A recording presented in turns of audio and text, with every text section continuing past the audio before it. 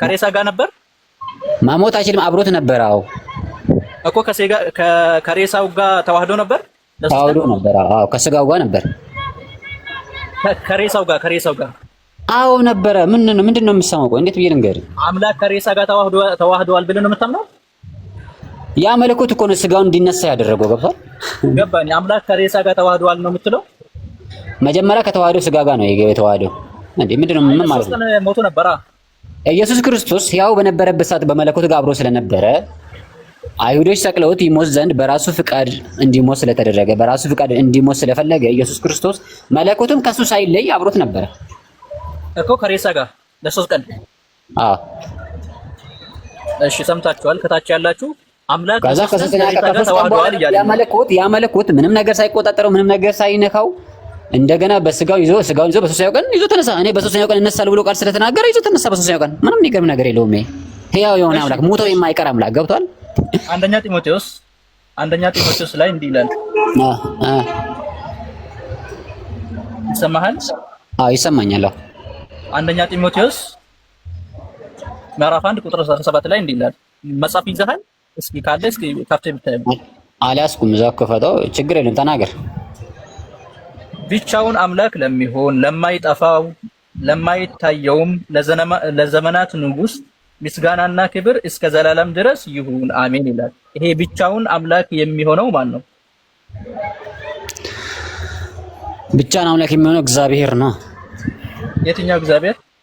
አብ ወልድ መንፈስ ቅዱስ። ክብር ለክርስቶስ ይሁን። አቦ ፈጣሪ ይመስገን። ብቻውን ይላል እኮ። ብቻ የሚለው አንድ አካልን የሚገልጽ ነው። ብቻቸውን አይልም፣ ብቻውን ይላል እኮ። እና ታዲያ አብ ወልድ መንፈስ ቅዱስ አንድ አምላክ ናቸው እያልኩ ነው። አንድ አምላክ ነው ሳይለያይ ሳይነካ። አብ ወልድ መንፈስ ቅዱስ ከሆነ ነገርኩህ። አብ ወልድ መንፈስ ቅዱስ ሳይለያዩ አብ ወልድ መንፈስ ቅዱስ ሳይገድም ነገር ሳይሆኑ በአንድነት አምላክ ነው። አንድ ሲማን ሶስት አካል ብቻውን አይባልም፣ ብቻቸውን ነው የሚባለው። ሶስት አካል ከሆነ እዚህ ጋር እያወራ ያለው ስለ አንድ አካል ነው። ይሄ ብቻውን አምላክ ይሆናል ይላል። ይሄ ብቻውን አምላክ የሚሆን የተባለው አንዱ አካል ማን ነው? አንዱ አካል እግዚአብሔር። የትኛው እግዚአብሔር? እግዚአብሔር ዓለምን የፈጠረው። የትኛው? አብ ወልድ ወይስ መንፈስ ቅዱስ? አብ ወልድ መንፈስ ቅዱስ። ሶስትማ መሆን አይችልም እኮ ብቻውን እያልን ነው። አብ ወልድ መንፈስ ቅዱስ አንድ አምላክ ነው እያልኩ ነው። እንግዲህ በአካል ሶስት ናቸው። ብቻውን የሚለው አንድ አካል ብቻ የሚገልጽ ቃል ነው። አብ ወልድ መንፈስ ቅዱስ አንድ አምላክ ነው ብለን እናምናለን እኛ። በአካል ሶስት አይደሉም። አብ ወልድ መንፈስ ቅዱስ አንድ አምላክ ነው ካለን እግዚአብሔር ነው እያልኩ ነው። እንግዲህ ምንም ማድረግ አልችልም። ከዚህ በላይ የተለየ መልስ እኮ። በአካል ሶስት አይደሉም፣ በመለኮት ደግሞ አንድ ናቸው። በአካል ሶስት ናቸው አይደል? ኧረ በአካል ሶስት ነው፣ በመለኮት አንድ ነው። አንድ እግዚአብሔር ነው ብለን የምናምነው። በአካል ሶስት ናቸው፣ በመለኮት አንድ ናቸው። እሺ ሶስት አካል በአማርኛ አነጋገር ሶስት እኮ በስልጣን በመፍጠር አንድ ናቸው። አንድ አማርኛ ትችላለህ ብዬ አስባለሁ። ሶስት አካል በአማርኛ ቋንቋ አነጋገር ብቻውን ይባላል? የፍጥረት ከሆነ ሶስት ልትች። ይሄ ግን ፈጣሪ ነው። ይሄ እኮ ፈጣሪ እኮ ነው። አብ ይፈጥራል፣ ወልድ ይፈጥራል፣ መንፈስ ቅዱስ ፈጣሪ ነው። በቃ እነዚህ ፈጣሪ ናቸው። ሶስት አካል በአማርኛ አነጋገር፣ በአማርኛ ሰዋሰው፣ በአማርኛ ግራመር ሶስት አካል ብቻውን ይባላል ወይ? ለፈጣሪን ለፍጡር የሚሰጠው ቦታ እኮ አንድ አይደለም። ለመለኮት እኮ እንዲህ ብላ ትናገር። መጽሐፉ የተጻፈው እኮ በአማርኛ ቋንቋ ሕግ መሰረት ነው። ለመለኮት ይሄን አይገልጸውም እያልኩ ነው። መለኮትን አይገልጸውም። ይሄ ብቻውን የሚለው ብቻውን አምላክ ነው ይላል እኮ። ብቻውን አምላክ ነው ይላል። አቢ የሚለውን አካውንት እስኪ አስገቡት። እስኪ ኦኬ አስገቡለት። እሺ ዳኒ ሰላም ነው። አስገቡኝ እያለ ስለ ዳኒ ክርስቲያን ነው።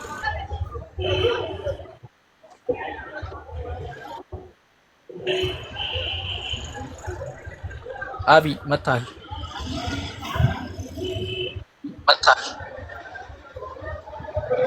በማርያም አንተ ሚውት አድርገው። አቢ ይሰማሃል?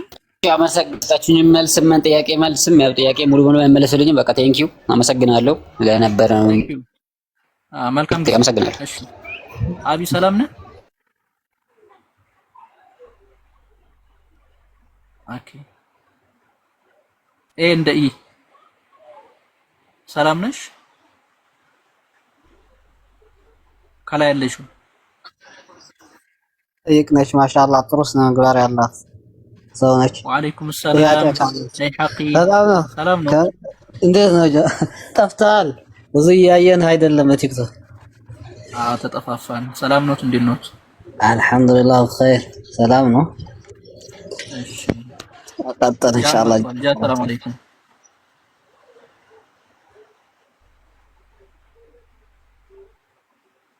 ኦኬ እነሱ እስኪያወሩ እንቀጥልኛ።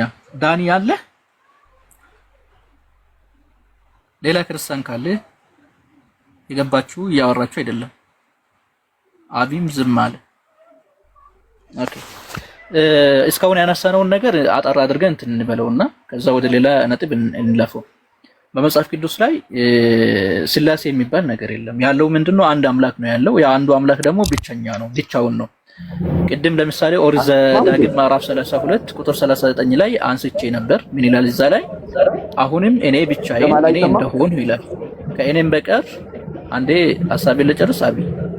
እሺ አሁንም እኔ ብቻዬን እኔ እንደሆንሁ ከእኔም በቀር አምላክ እንደሌለ እዩ ይላል። ብቻዬን ነኝ እያለ ነው። ብቻዬን የሚለው ራሱ አንድ አካል ነው። ከእኔም በቀር አምላክ እንደሌለ እዩ አለ። ይሄ አንድ አካል የሆነው ብቸኛ የሆነው ከኔ በቀር አምላክ የለም በማለት ይናገራል። በተመሳሳይ መልኩ ቅድም በጢሞቴዎስ ላይ የተመለከትነው ምንድነው? አንደኛ ጢሞቴዎስ ምዕራፍ 1 ቁጥር 17 ላይ ብቻውን አምላክ ለሚሆን አለ፣ ለማይጠፋው ለማይታየውም አለ፣ ለዘመናት ንጉስ ምስጋናና ክብር እስከ ዘላለም ድረስ ይሁን አለ። እዚህ ጋም ብቻውን አምላክ ለሚሆን አለ። ስለ ስላሴ አይደለም እያወራ ያለው፣ ስለ አንድ አካል ነው እያወራ ያለው። ይሄ አንዱ አካል ብቻውን ነው አምላክ የሚሆነው ብለዋል። ቅድም ደግሞ ኦሪት ዘዳግም ላይ ብቻዬን ነኝ አምላክ ከኔ ጋር ሌላ አምላክ የለም በማለት በሩን ዘግቶታል። ስለዚህ ስላሴ የሚባለው ነገር ከመጽሐፉ ጋር የሚስማማና የሚታረቅ ሐሳብም አስተምሮትም አይደለም እያልኩ ነው። አቢ አሁን መቀጠል ትችላለህ።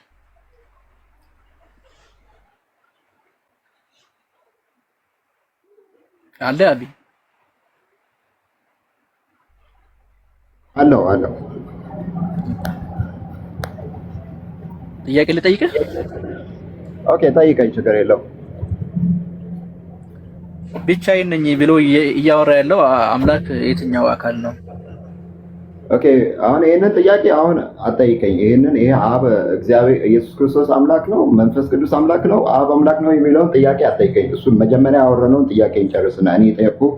እሱን የጠየቁት ጥያቄ ነበር። መረጃ ላቀርብ ነው የመጣሁኝ። አሁን በኋላ እናወራለን እሱን። በቃ ከሱ ጋር የጀመራችሁትን ከሱ ጋር ትጨርሳላችሁ። አሁን ከኔ ጋር ይሄንን እንጨርሳለሁ። ካንተ ጋርም እጨርሳለሁ። ክርስትና ነው ወይስ ሃይማኖትን ነው የሰበኩት ነቢያቶች ተባብለን ነበር። እሱን ካንተ ጋር መጨረስ እችላለሁ። ይሄንን እንጨርሳ። መጀመሪያ ይሄንን የጀመርነውን እንጨርስና ከዛ ወደዛ እናልፋለን። እሺ ምን እሺ ንገረኝ። ኦሪት ዘዳግም ምዕራፍ 32 ቁጥር 39 ላይ እንዲህ ይላል፣ አሁንም እኔ ብቻዬን። ከዛ በፊት አንድ ጥያቄ ልጠይቅ። በብሉይ ኪዳን ነቢያትን ሲያናገር የነበረው ማን ነው? እግዚአብሔር ያህዌ። የትኛው እግዚአብሔር? ያህዌ እኮ የትኛው? አብ ወልድ ወይስ መንፈስ ቅዱስ? አብ ወልድ መንፈስ ቅዱስ አንድ አምላክ። ሶስቱ ነበር ያናገሩት የነበረው። ኦኬ እኛ ምናምነው አብ እግዚአብሔር፣ ወልድ እግዚአብሔር፣ መንፈስ ቅዱስ እግዚአብሔር ብለን ነው የምናምነው። ሶስቱም በአንድ ላይ አምላክ ናቸው። አይ በብሉይ ኪዳን ዘመን ነቢያትን ሲያናገር የነበረው የትኛው አካል ነው? እኔ እያለ የሚያናግራቸው እሱ አልተገለጸም። ወልድ ይሁን መንፈስ ቅዱስ ይሁን አለ። በህብረት ነው እያናገሩ፣ በህብረት ነው የሚያወራው። የህብረት ነው እንጂ አንድነትን ይገልጻል፣ ህብረትንም ይገልጻል። መጽሐፍ ይዘሃል? መጽሐፍ ይዘሃል? መጽሐፍ ቅዱስ አለ። በስልኬ መክፈት እችላለሁ።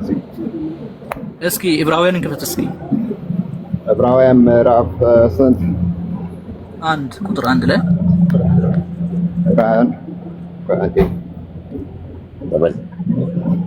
ዕብራውያን ምዕራፍ 1 ቁጥር 1።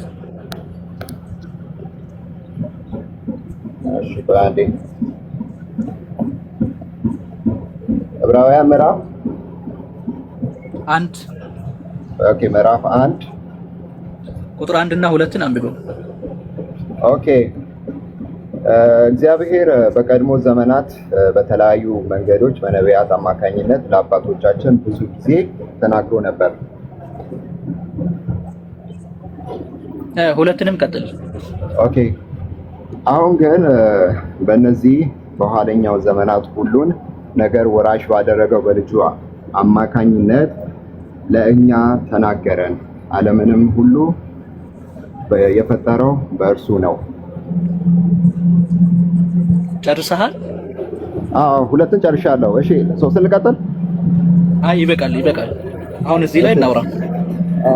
እንዲህ ይላል የ1954ቱ ማለት ነው። አንተ ጋር ነው የሚረብሸው ድምፁ? ኦኬ አሁን ይሰማል? ይሰማል። እሺ ኦኬ። ከጥንት ጀምሮ ይላል። ከጥንት ጀምሮ እግዚአብሔር አለ በብዙ አይነትና በብዙ ጎዳና ለአባቶቻችን በነቢያት ተናግሮ አለ።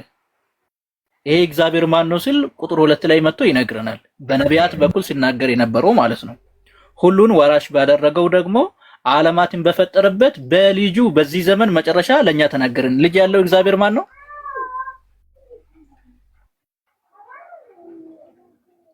ከሶስቱ አካላት ልጅ ያለው እግዚአብሔር ማን ነው?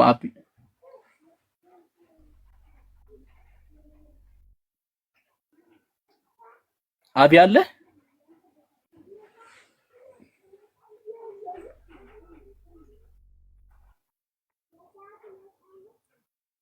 አቢ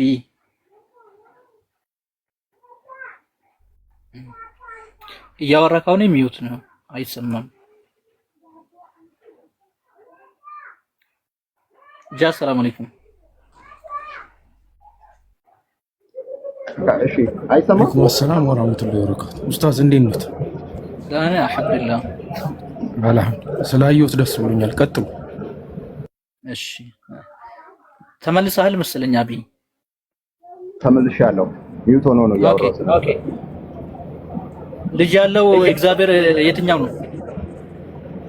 አሁን የጠየቀኝን ጥያቄ ለመለሰልህ በነቢያት ዘመን ሲናገር የነበረው ያው እግዚአብሔር ራሱ ስጋን ለብሶ ተገልጦልናል እያለ ነው እንጂ እኮ እዚህ ጋር እግዚአብሔርን እየከፈለ አምላክነቱን እየከፈለ ሳይሆን ባህሪውን ነው እየገለጸልን ያለው። አላነበብክም ማለት ነው። መጽሐፉን አላነበብክም ወይም ደግሞ ወንብለ አሁን አነበብኩት አይደል? በኢየሱስ ክርስቶስ በኩል ተናገረን እኮ አለ። አንዴ ላንብብልህ። ምን ሆነሃል? እያለን ያለው ምንድነው? ከጥንት ጀምሮ አለ እግዚአብሔር በብዙ አይነትና በብዙ ጎዳና ለአባቶቻችን በነቢያት ተናግሮ አለ። ከጥንት ጀምሮ በነቢያት በአባቶቻቸው ይናገር የነበረው እግዚአብሔር ማን ነው የሚለውን እዚህ ጋር ቁጥር 2 ላይ ያስቀምጣል። ሁሉን ወራሽ ባደረገው ደግሞ ዓለማትን በፈጠረበት በልጁ በዚህ ዘመን መጨረሻ ለኛ ተናገረ አለ። ኦኬ በቀደምት በነቢያት በኩል ሲናገር የነበረው አሁን ደግሞ በልጁ በኩል እያናገረን ነው እያለን ነው። ልጅ ያለው እግዚአብሔር የትኛው ነው? ኦኬ አንተም አሁን እሺ እዚህ ጋር መተማመን አለብን።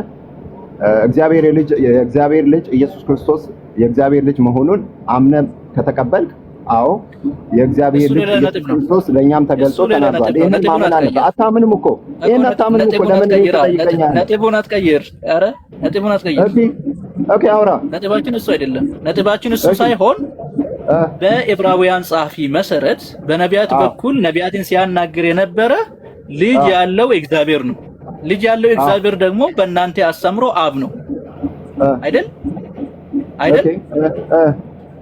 በቃ ስለዚህ በብሉይ ኪዳን የሚናገረው እኔ ብሎ የሚናገረው ማን ነው ማለት ነው? አብ፣ ወልድ፣ መንፈስ ቅዱስ። ልጅ የላቸውማ። ልጅ ያለው ነው ሲናገር የነበረው። ሶስቱም ልጆች አላቸው እንዴ? ቆይ ለምሳሌ በመጽሐፍ ቅዱስ ላይ እግዚአብሔር የሰውን ልጅ በመልካችንና በምሳሌያችን እንፍጠር ብሎ ሲናገር አንድነቱን ነው ወይስ ሌላ ቦታ አትሂድ። እሱ ሌላ ነጥብ ነው። እሱ ጋር ነው። እሱ የብሉይ ኪዳን ዘመን ነው። በዕብራውያን ምዕራፍ 1 ቁጥር 1 መሰረት በነቢያት በኩል ሲናገር የነበረው ልጅ ያለው እግዚአብሔር ማን ነው? ልጅ ያለው እግዚአብሔር አብ ነው ወይ ወልድ ነው ወይ መንፈስ ቅዱስ ነው ወይ ያልከኝ ነው? አዎ። ኦኬ። እዚህ ጋር እኔ በአካል መለኮት አንድ ነው፣ አካል ግን ሶስት ነው። በቃ ከሶስቱ አንዱ ነው ያወራው። በቃ ይሄንን ነገር በዚህ ጥቅስ መሰረት በጥቅሱ መሰረት ዕብራውያን ምዕራፍ 1 ቁጥር 1 እና 2 መሰረት ነቢያትን ሲያናገር የነበረው ልጅ ያለው እንደሆነ ተገልጿል።